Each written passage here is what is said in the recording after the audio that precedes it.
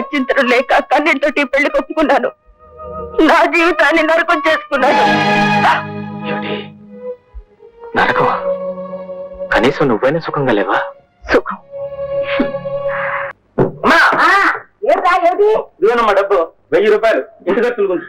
నా తండ్రి ఎక్కడా చూడు బామ్మగారు, కృష్ణ కనిపిస్తే, అదే మా డాక్టర్ కృష్ణ కనిపిస్తే అడిగి తీసుకొచ్చారు. అమ్మా నాకు 200 ఇయ్యమ్మా. అమ్మమ్మా నాకు 300 ఇయ్యా. సరే నీకు 200 300 ఇస్తే తెచ్చిందే 1000 రూపాయలు. ఈ సంసారం ఏమి ఇవ్వమన్నావు? మనమే డబ్బు ఒక్కడి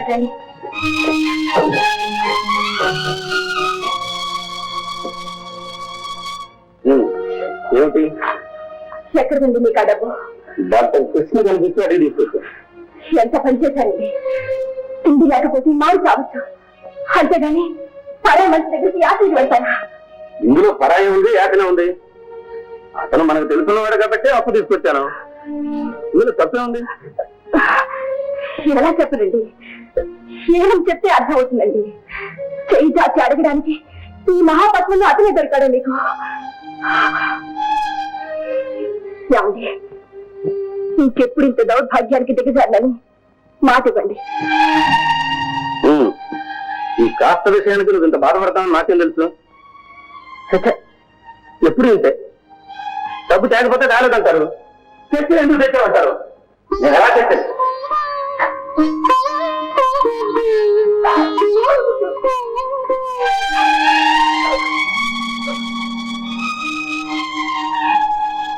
నా బ్రతుకు హీనంగా మారిపోయింది. ఎవరికి తెలియకూడదనుకున్నాను, అతనికే తెలియాలా? ఇప్పుడు ఏం చేయాలి?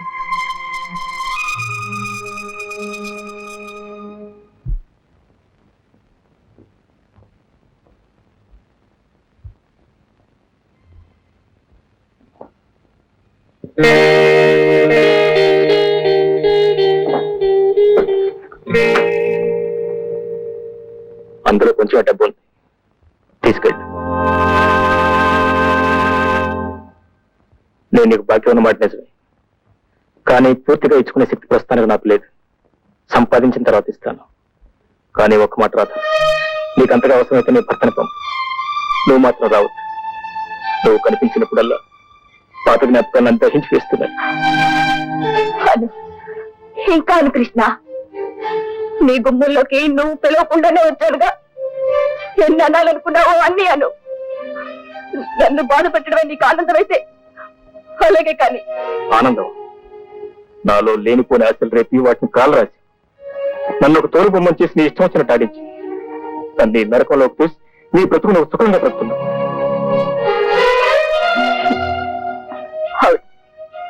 సుఖంగానే బ్రతుకుతున్నాను, చాలా సుఖంగా బ్రతుకుతున్నాను. నా సుఖం పగవాళ్ళకు కూడా వద్దు.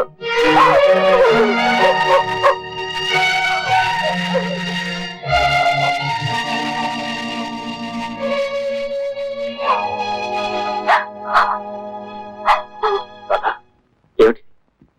ఎవరైనా చూస్తారు, లోపల ప్లీజ్.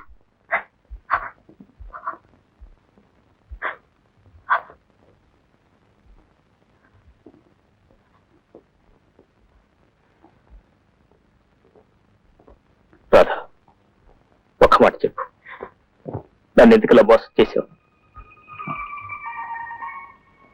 మా నాన్న మాట కాదనలేక మన పెళ్లి జరిగితే మా నాన్న మీ అమ్మ నాన్న ఊరి పోసుకుని చచ్చిపోతామన్నారు. గచ్చిత్రం లేక. మరి పరిస్థితులు అలా ఉన్నాయని నాకు ఎందుకు తెలియజేయలేదు? తెలిస్తే నువ్వు వస్తావు, నీకు వాళ్ళకి ఘర్షణ జరుగుతుంది. మన ఇద్దరి జీవితాలు బయటపడి నలుగురు 4 రకాలుగా చెప్పుకుని నవ్వుకోవటం తప్ప ప్రయోజనం లేదని నాకు తెలుసు కృష్ణ. పెద్దవాళ్ళని బాధ పెట్టి మనం మాత్రం ఏం బాగుకుంటాం? అందుకే గచ్చింతరం లేక కన్నీటితోటి పెళ్లి కొప్పుకున్నాను. నా జీవితాన్ని నరకం చేసుకున్నాను. నరకం? కనీసం నువ్వైనా సుఖంగా లేవా? సుఖం? ఒక 2 రోజులు నువ్వు మా ఇంటికి వచ్చుండు, నా సుఖం ఏమిటో నీకే తెలుస్తుంది. కృష్ణ, దేవుడు ఇక్కడ కూడా నాకు అన్యాయమే చేశాడు. నా భర్త అతి మంచివాడు, అమాయకుడు, తల్లి మాట జవదాటడు, తోబుట్టు కన్నీళ్లు చూడలేడు. బావగారు చేసిన మోసాన్ని అర్థం చేసుకోలేక అప్పులు పాలయ్యాడు. నా నగలు, నాన్నగారు మిగిల్చిన ఆస్తి అన్నీ హరించుకుపోయాయి. చివరికి నా భర్త నీ దగ్గర కూడా అప్పు కోసం వచ్చాడంటే మా పరిస్థితి ఎంత హీనంగా ఉందో నువ్వే ఆలోచించు. కృష్ణ, అదృష్టమో దురదృష్టం జీవితం మనల్ని విడతీసింది. నాకు వేరే వ్యక్తితో పెళ్ళైపోయింది. నువ్వు కూడా పెళ్లి చేసుకుంటే నా మనసుకు శాంతిగా ఉంటుంది. ఏ విధంగానైనా మన కుటుంబాల దగ్గరే స్నేహంగా ఉండొచ్చు. ఏమంటావు కృష్ణ?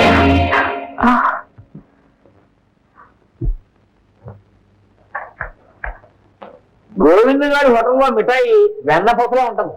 చూడండి వరహాలు రారు, మిరపకాయ బజ్జీలు చాలా బాగుంటాయి. అందుకే హోటల్ డాక్టర్ రామా దాసు ఎలా వచ్చావు?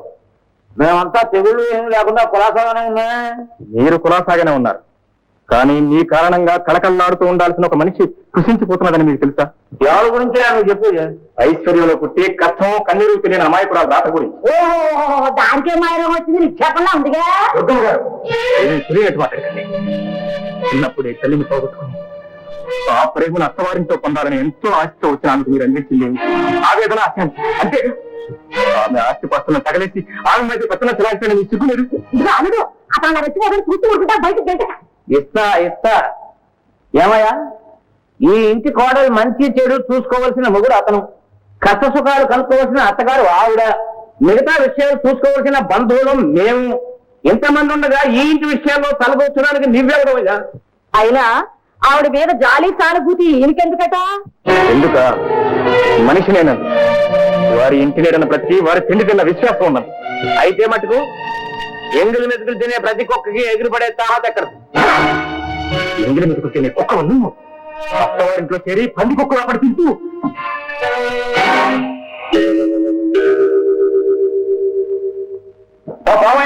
మా గొడవ మీద చూసుకుంటాం, ముందుకు పో.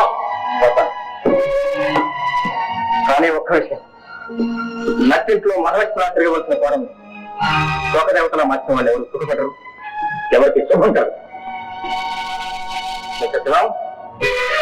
ఇప్పటికైనా కలుతారు. మంచి చేతులు గమనిస్తూ మనిషిగా ప్రతి కట్టుకున్న భార్యను సుఖపెడుతూ ఒక మగవాడిగా ప్రతి.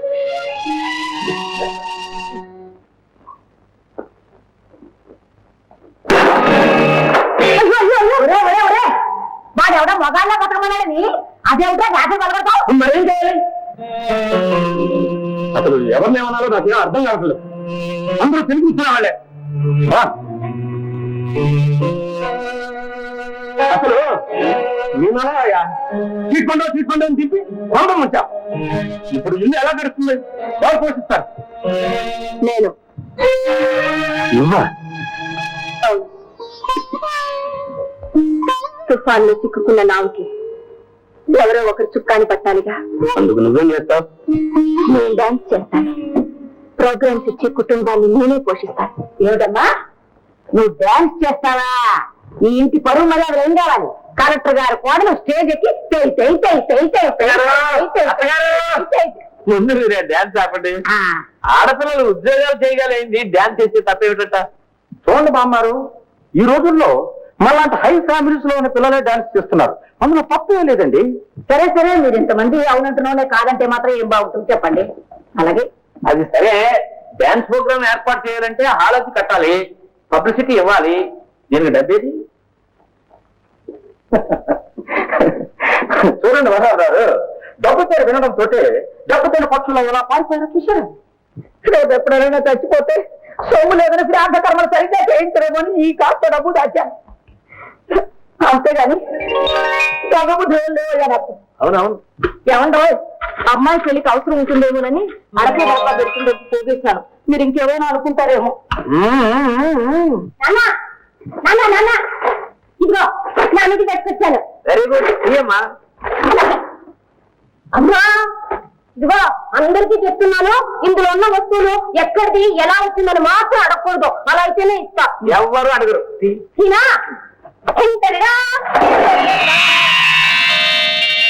ఏమిటి వెంకటేశ్వర స్వామి హుండీలో ఉంది. అయ్యా పూజలంట. అయ్యే ఇది నా బంగారు గొలుసు. అరే ఇది నా పోయిన ఉంగరం. ఎందుకని అయ్యా ఇంట్లో వాళ్ళ వస్తువులే కొట్టేసి దాచేసేవటే? చూడండి వరహాల్ గారు, ఎవరిని దాచేస్తేనే ప్రస్తుతం ఈ డబ్బు చాలా ఉపయోగపడుతుంది. దర్జాగా డాన్స్ ప్రోగ్రామ్ ఏర్పాటు చేయొచ్చు. తెలుగు వన్